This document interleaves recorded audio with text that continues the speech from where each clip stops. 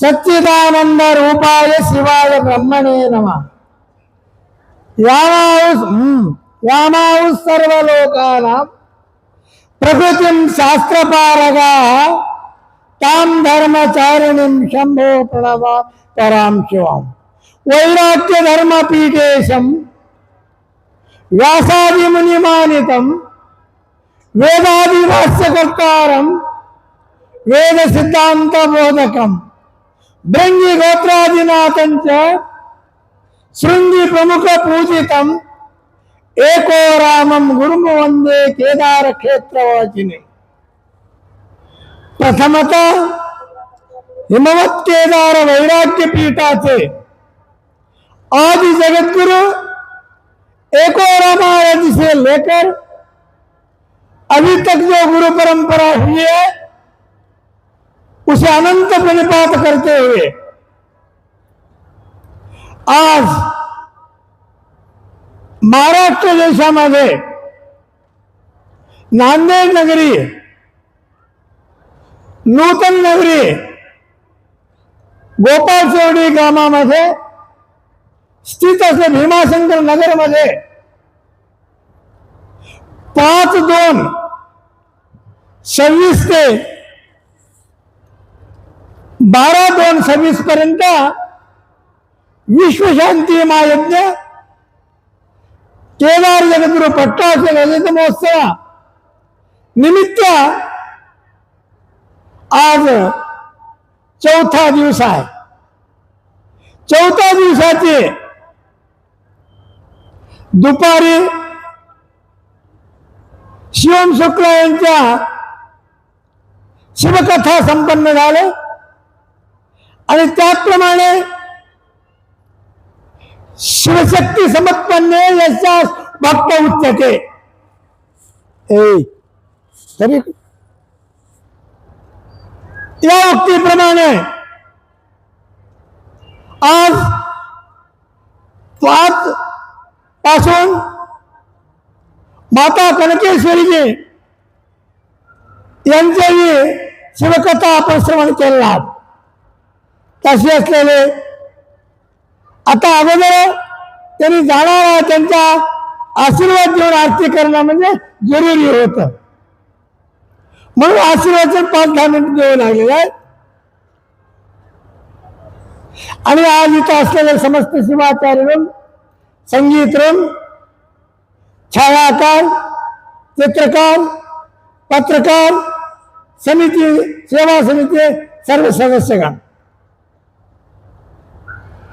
त्यांनी आतापर्यंत 2 घंटेचे वरी झाले। त्यांनी 3 गोष्टींचा उल्लेख केलेला आहे। एक भाग्य, एक मृत्यू, एक आत्मा, 3 विषयावर त्यांनी प्रतिपादन केलेलं आहे। भाग्य बदलू शकत नाही। हरेणापि हरिणापि ब्रह्माणापि सुरैरपिचा ललाठ लिखितारेकं न परिपालं न मुच्यते। ब्रह्मा, विष्णू, शिव आलं तरी, देवता आलं तरी लिखिता ये लिहिलेले भाग्यरेषा उसने कठीण आहे। अन्य क्षेत्रे कृतम पापम पुण्यक्षेत्रे विनिश्चते।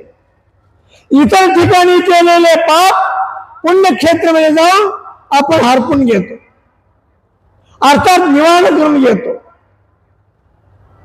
आणि ते पुण्यक्षेत्रे कृतम पापम वज्रलेपो भविष्यति। पुण्यक्षेत्रामध्ये जाऊन, पवित्र क्षेत्र स्थानामध्ये जाऊन जर पाप जर कोणी केले ते वज्रलेपन होते, कधी पुसत नाही। पुनरपि जननम पुनरपि जननम जटनीते तक्रमे विक्रमे नैव प्रतिप्रमन्ते निकर्म अर्थात देवतिर्यंग मनुष्यादि नाना योनी विवेद।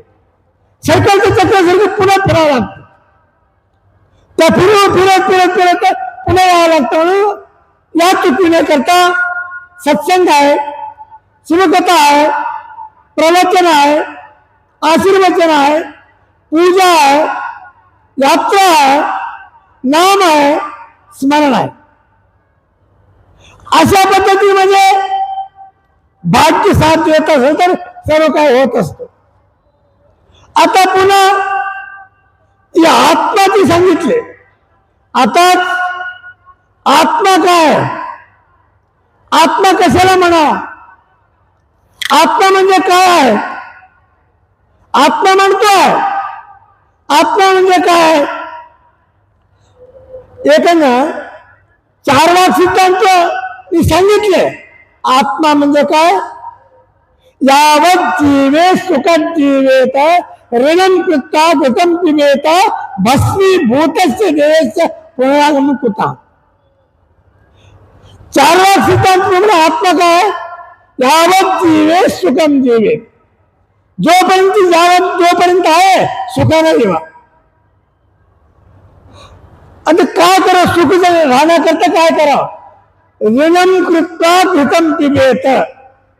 ऋण झालं तरी परवा नाही, तूप खायचं सोडू नको म्हणे. ऋण झालं तरी तुम्ही तूप खाऊ नको म्हणे. कारण का भस्मीभूतस्य देयस्य पुनरागमन कुता. जळून जाणारी शरीर, नष्ट होऊन जाणारे शरीर पुन्हा येते मग कोण पाहून आले. त्या शरीरा कोणी पाहून आलेले नाही आहे म्हणून चार वाक सिद्धांताने सांगितले. विचार केले, शरीर केले आत्मा म्हणे.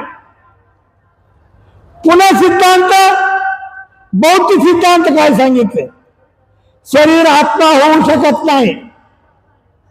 कारण का शरीर आत्मा जर होत असेल तर अमर आहे, आत्मा अमर आहे. निर्जीव झाल्यानंतर शरीर नासत नव्हतं, निष्क्रिय होत नव्हतं. म्हणून त्यांनी काय म्हणले, बुद्धी तत्व घटैर्बुद्धीर बुद्धी आत्मीय येते. आत्मा बुद्धी आत्मा आहे, त्यासाठी शरीर आत्मा नाही आहे माहिती.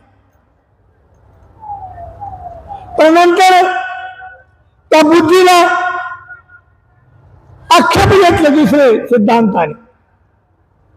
अन्य परिभाषेचे दुसरे सिद्धांत सांगितले, बुद्धी आत्मा होऊ शकत नाही.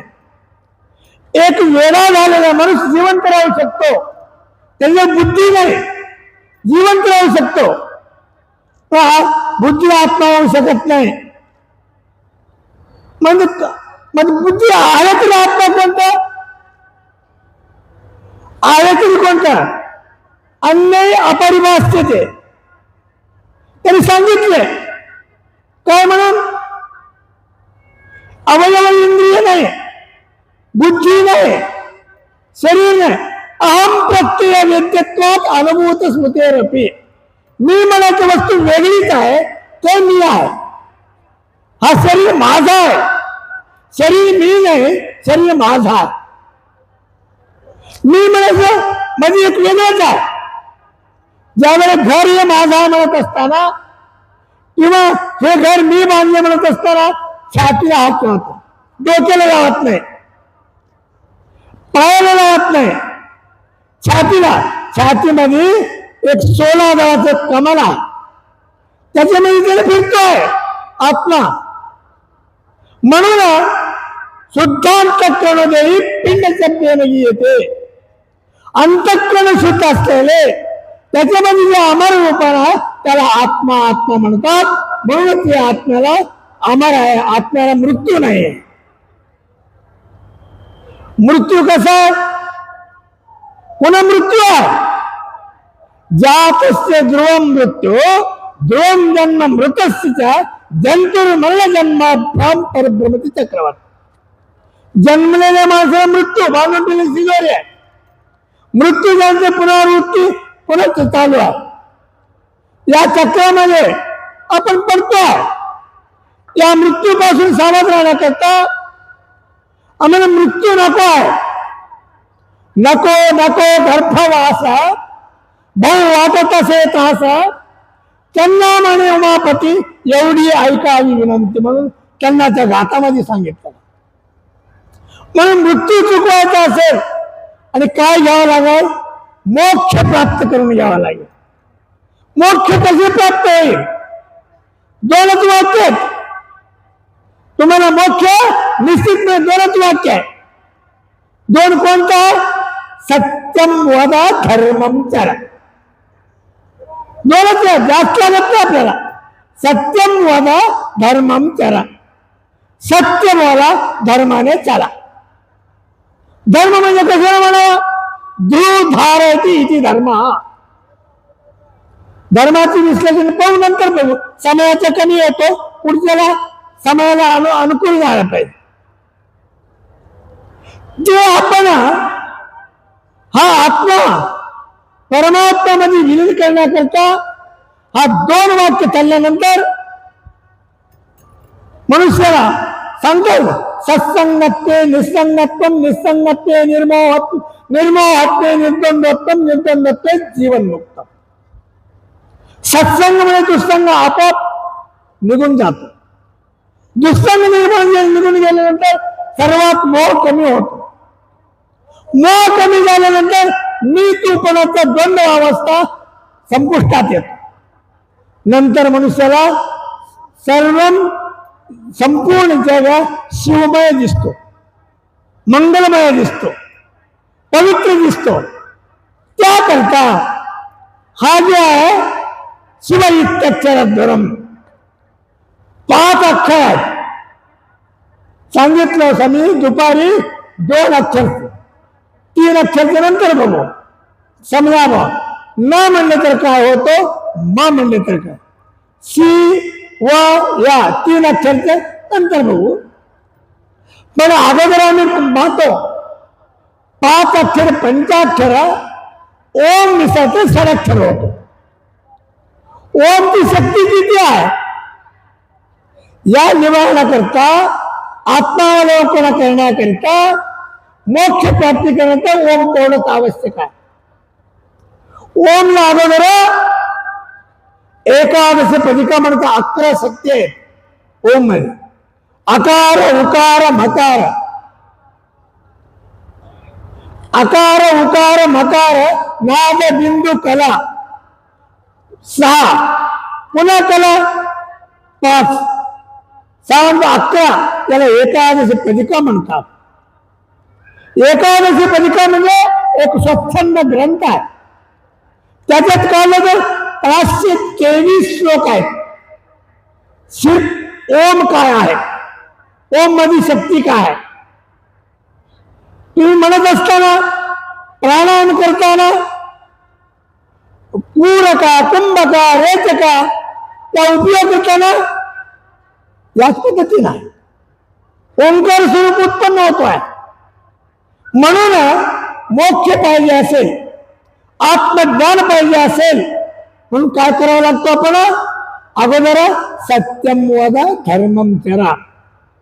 या 2 घेतल्याशिवाय जाता येणार नाही. स्नान करायचं तर पाणी घ्यावं लागतं. जेवण करायचं तर अगोदर ताट घ्यावं लागतं. मोक्ष पाहिजे तर सत्यम वदा जरा अगोदर हे घ्यावं तर तो पण मिळणार नाही. सगळ्यांनी करतात म्हणून आम्ही केलं तर ते बरोबर होत नाही. एका गावामध्ये एक मनुष्य गेला. कसं होते? दुसऱ्याने करतो म्हणजे आपण कसं काय होतो? गावाला गेला, गाव पूर्ण रडू लागला होता. विचारले म्हणजे का रडाले? काही लोकांनी सांगितले आम्हाला माहित नाही, या गावातले मोठे लोक रडू लागले ना आम्ही रडू लागलो. त्या मोठ्या लोकांना विचारले तुम्ही काय रडू लागला?